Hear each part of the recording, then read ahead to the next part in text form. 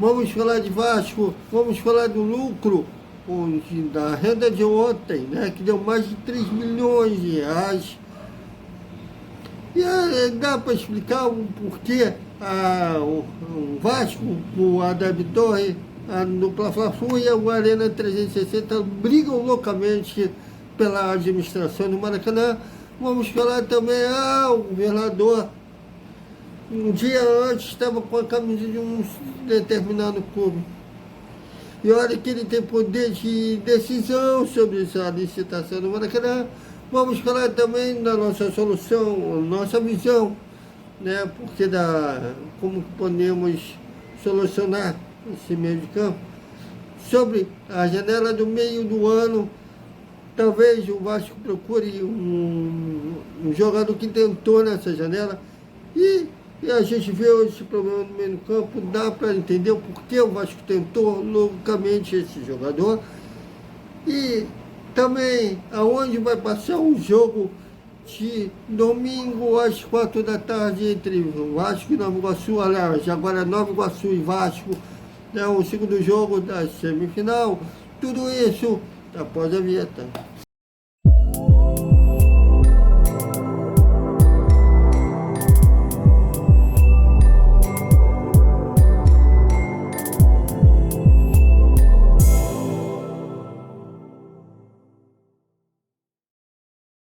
Salve, salve, galera do Vascão! Boa noite para todo mundo e domingo a bola rola. E como rola no Maracanã, estaremos lá às 4 da tarde. O Nova Iguaçu e Vasco, o segundo jogo da semifinal do Campeonato Carioca. Lembrando que, como foi logo no primeiro jogo, o Nova Iguaçu tem a vantagem do empate. E o Vasco só se classifica se vencer o jogo. 1-0 já basta. A vitória, vitória por qualquer placar, o suficiente para o Gigante da Colina avançar para a final contra o vencedor da dupla Fla-Flu. O Fla-Flu joga no sábado, às 9 da noite. O Flamengo venceu o primeiro jogo por 2-0. E eles poderão, o rubro-negro da Gávea pode perder até por 1-0, que ainda assim avança para a final do Campeonato Carioca. O Fluminense, na verdade, o Flamengo pode perder até por 2-0, desculpe que eles têm a vantagem de dois resultados iguais. O Fluminense terá que vencer por 3 gols de diferença para avançar para a final do Campeonato Carioca. Até vejo uns amigos tricolores estão se apegando no ano passado, que o Flamengo venceu o primeiro jogo por 2-0 e o segundo jogo o Fluminense se apegou ao Flamengo por 4-1. Eles estão se apegando. O torcedor sempre se apega em alguma coisa a favor do seu time. Mas vamos falar do nosso, o Gigante da Colina. A renda de ontem, né, que deu 3 milhões de reais. Né, fora que tem que repassar uma parte para o Nova Iguaçu, né, e os custos do Maracanã, ainda assim deu um lucro para o Vasco de 586 mil reais.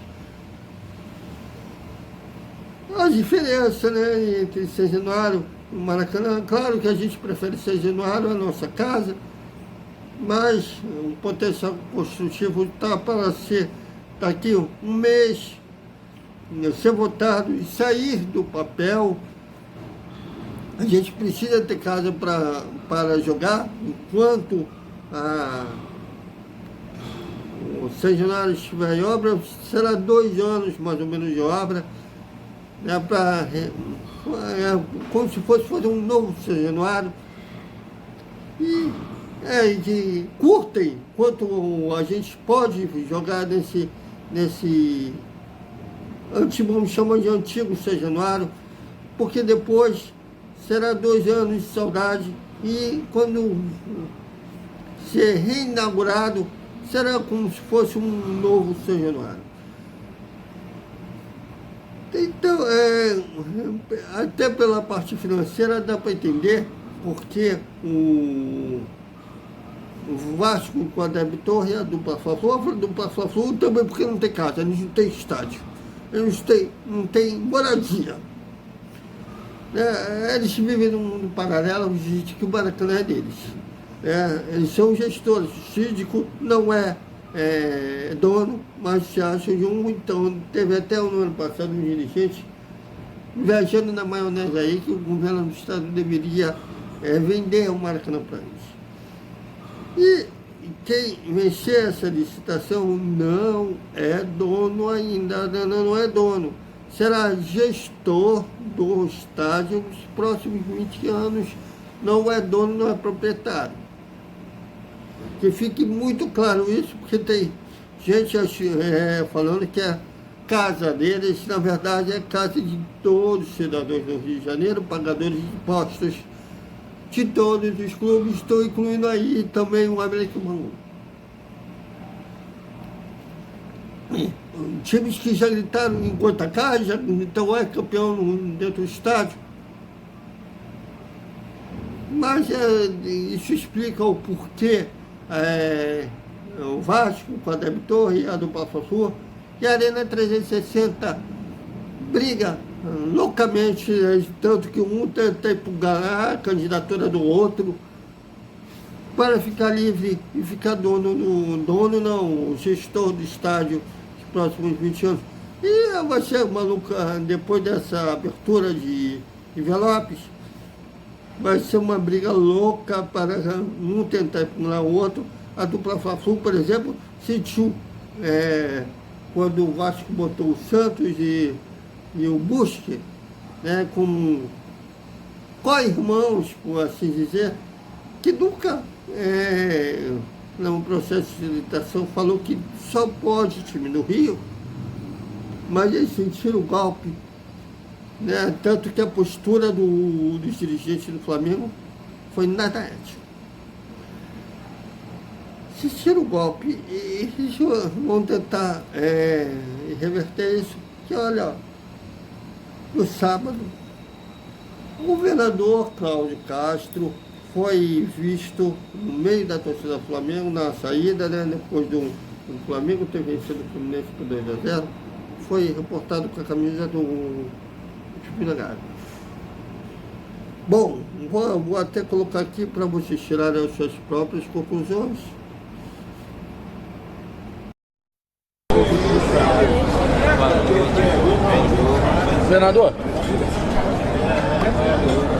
Governador, expectativa para hoje? Expectativa para hoje, para esse jogo do Flamengo aí? O Mengão ganhar, né, gente? Vamos embora. Acho que 2-0 tá de bom tamanho. Próximo jogo, mais 2-0. Mais 2-0, fechou 4, fecha a conta e passa a régua. Vamos embora. Valeu, Não tem problema dele ser um torcedor do clube que quiser. O problema é a postura que ele age em torno dessa licitação no Maracanã, inclusive da última vez que a 77 esteve com o governo do Estado, o Lauro Jardim falou que os americanos pediram ao governador lisura da licitação, que o governador teria dito aqui, o Brasil não tem como pedir esse processo de escritura, processo ético na licitação. Como o Vasco não desmentiu a nota do Lauro Jardim, o governador fez um vídeo mostrando que tem um lado. E aí ele faz um vídeo saindo do Maracanã, se mostrando empolgado com a vitória do time. Thiago, o prefeito Eduardo Paz, vascaíno, até fez um vídeo ao lado do Pedrinho falando do potencial construtivo, beleza, só que o Eduardo Paz quer fazer um potencial construtivo para os 4. O Flamengo seria para ele fazer o estágio dele, só que o Maracanã virou zona de conforto para eles, que eles não querem fazer casa.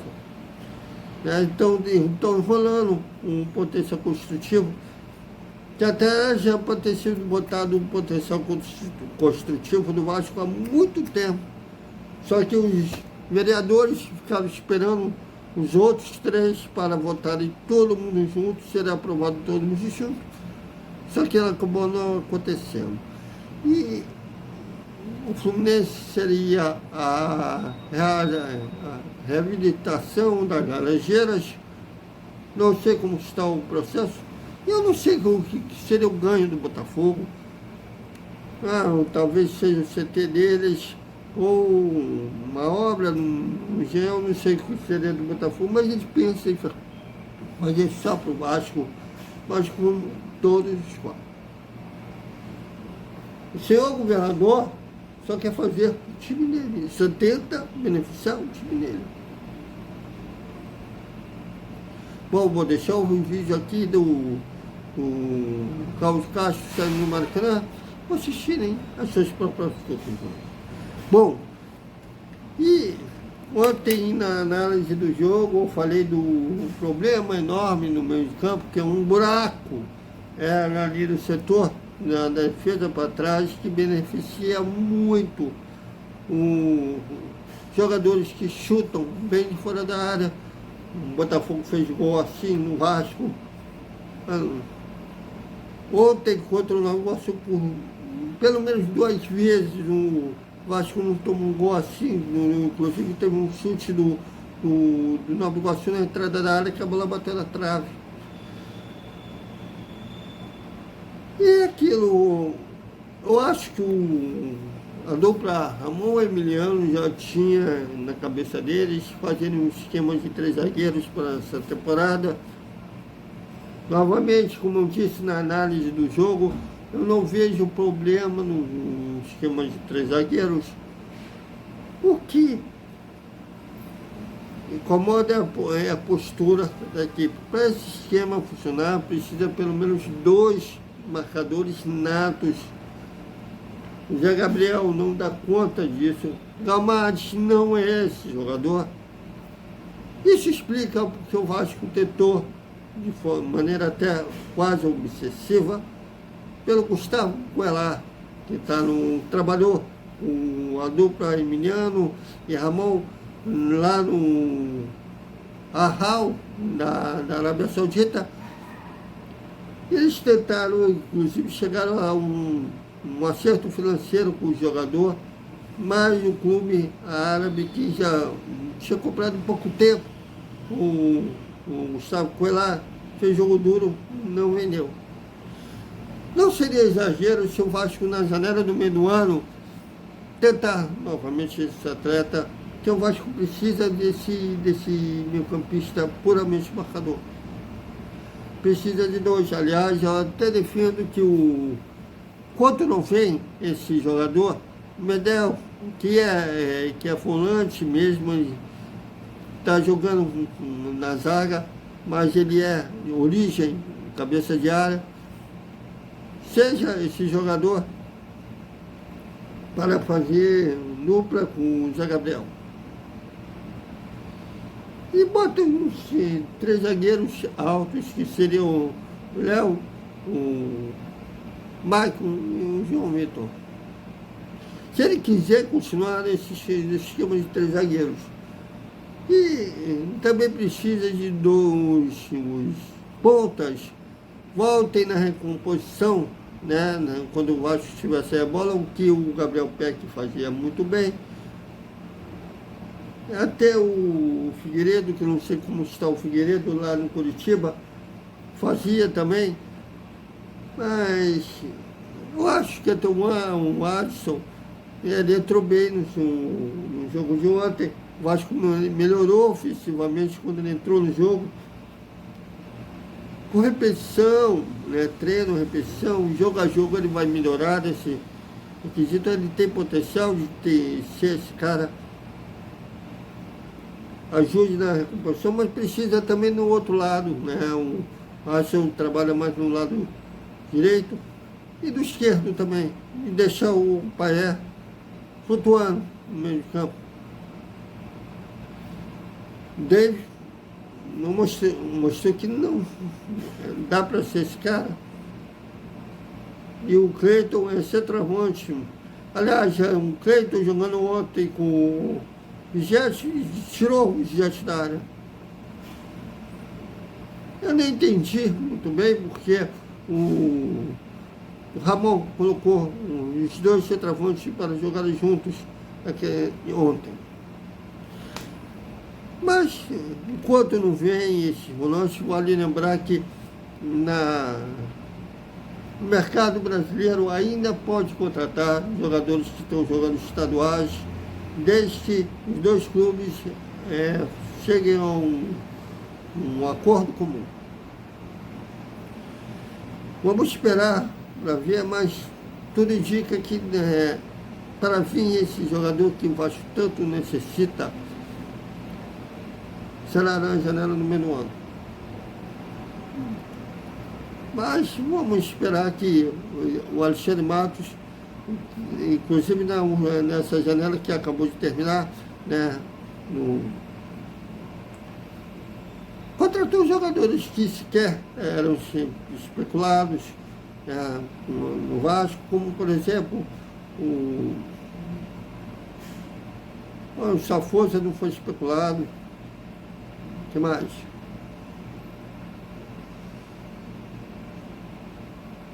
Teve jogadores que sequer foram especulados e foram contratados. O próprio David não chegou a ser especulado e foi contratado. Então vamos esperar que o Alexandre Matos talvez tenha uma carta na mão. E para terminar o nosso boa noite, muito obrigado aos 896 inscritos. Vamos continuar na luta e domingo estaremos lá no Maracanã para todas as emoções de Vasco, Nova Iguaçu e Vasco, que o Vasco consiga essa vaga na final do Campeonato Carioca para acabar o jejum, né? O Vasco não é campeão carioca desde 2016, quando foi bicampeão. Até mais.